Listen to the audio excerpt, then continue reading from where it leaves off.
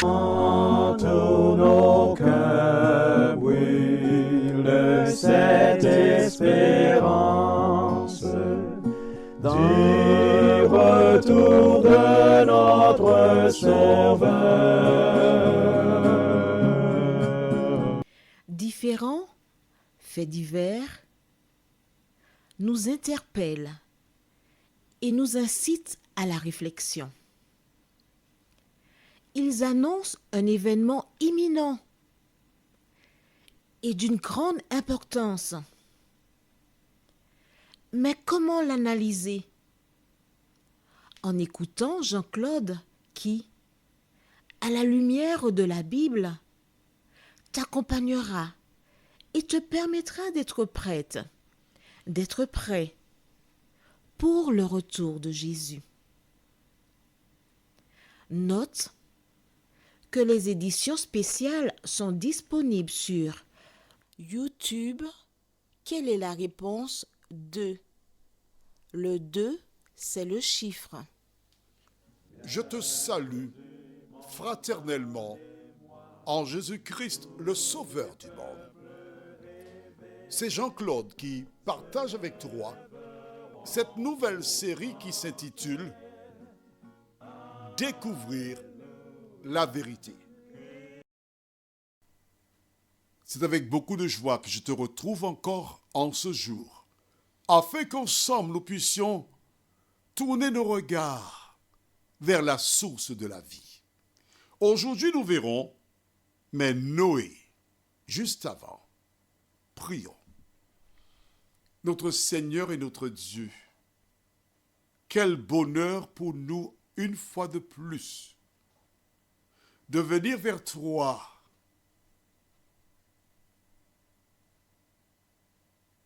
pour recevoir ta bénédiction. Merci pour ta présence. Merci pour le Saint-Esprit. Oui, le Saint-Esprit, celui qui nous conduit dans toute la vérité. Et permet que nous puissions, jour après jour, vivre selon la parole, nous t'en prions, au nom de Jésus et pour ta gloire éternelle. Amen. Aujourd'hui, je vais peut-être te choquer. Mais ce ne sera pas volontaire. En revanche, je voudrais te dire qu'il existe beaucoup de personnes qui parlent de Jésus, qui croient connaître les Écritures.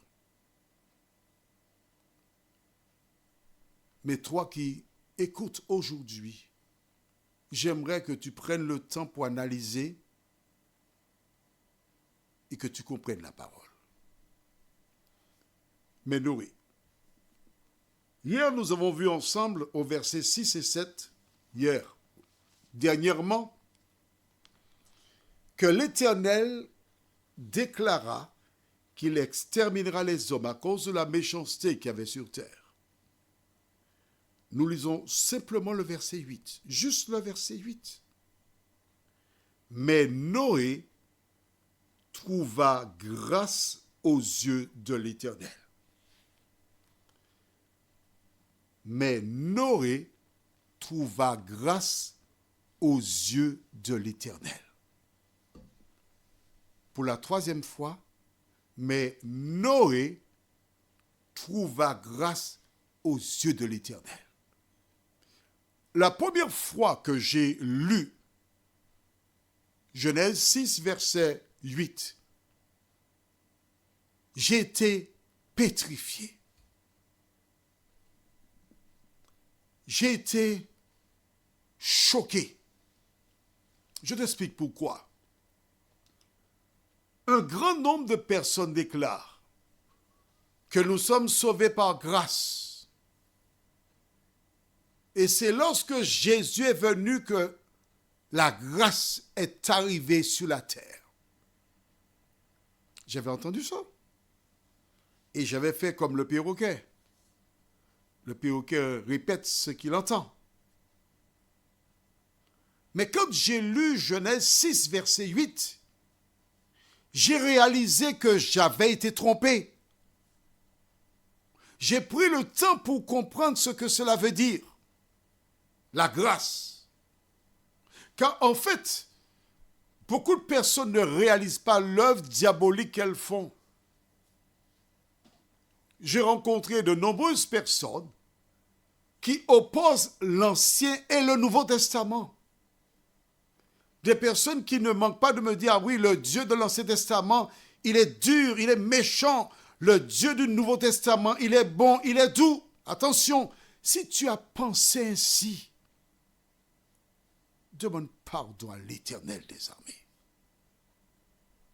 Demande pardon à Dieu. Car la grâce n'est pas venue par Jésus. Toutes celles qui tiennent ces propos, celles et ceux qui tiennent ces propos ont besoin de rencontrer Dieu personnellement. Que dit Jésus? Moi et le Père, nous sommes un. Un, c'est-à-dire unis, d'accord? En prenant le temps d'analyser cette déclaration, s'ils sont unis, le Père et lui, comment pourraient-ils s'opposer dans leur pratique? Tu comprends? Non. C'est pour la première fois dans la Bible que nous voyons le mot grâce, dans Genèse 6, verset 8. Mais dans les faits, concrètement, la grâce existe depuis le jardin d'Éden. Ève et Adam devaient mourir le même jour où ils ont mangé le fruit. Parce que Dieu a dit, le jour où tu en mangeras, tu mourras. Tu te rappelles? Alors, il y a quand même une explication biblique. À l'époque, des gens s'appuyaient sur cette déclaration, à savoir, pour Dieu, un jour, c'est 1000 ans. Donc, Ève et Adam étant morts à moins de 1000 ans, ils sont morts dans le jour où ils ont mangé. Je reprends pour toi? D'accord. La Bible déclare que pour Dieu, un jour, c'est 1000 ans. Ève et Adam étant morts avant 1000 ans, cela veut dire qu'ils sont morts le jour où ils ont mangé. Mais il existe encore une autre explication. Car un jour pour Dieu n'est pas seulement 1000 ans. Un jour, c'est aussi, il y eut un soir. Ah d'accord. On va aller dans le livre de Genèse, chapitre 1er. Je veux prendre cela avec toi dès à présent, car il faut que tu intègres cela. C'est fondamental. La journée. Genèse, chapitre 1er. J'aime bien quand tu prends la Bible pour lire avec moi. Et nous allons lire au verset, je cherche un verset qui n'est pas trop long, verset 13. Ainsi, il y eut un soir et il y eut un matin, ce fut le 3e jour. Un jour en ce qui concerne les hommes, toi et moi, selon le plan de Dieu, regarde bien, il y eut un soir, il y eut un matin. Donc la journée de la création a commencé du coucher du soleil et s'achève forcément au coucher du soleil. Un soir et un matin. Donc les 12 heures commencent du coucher du soleil et lorsque le soleil se lève, c'est le jour.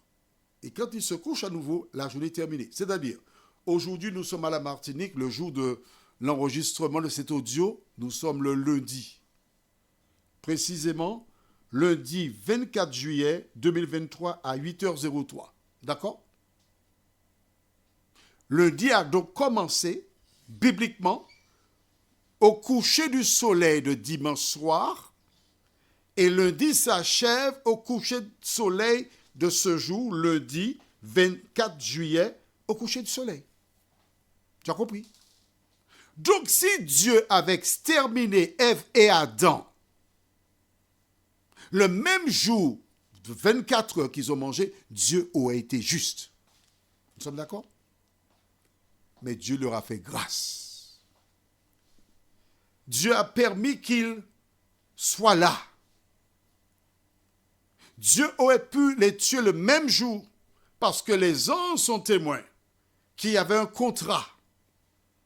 Ils ont rejeté le contrat, ils devaient être tués. Et Dieu aurait créé à nouveau un homme et une femme. Mais il ne l'a pas fait. Pourquoi? Parce que Dieu est amour.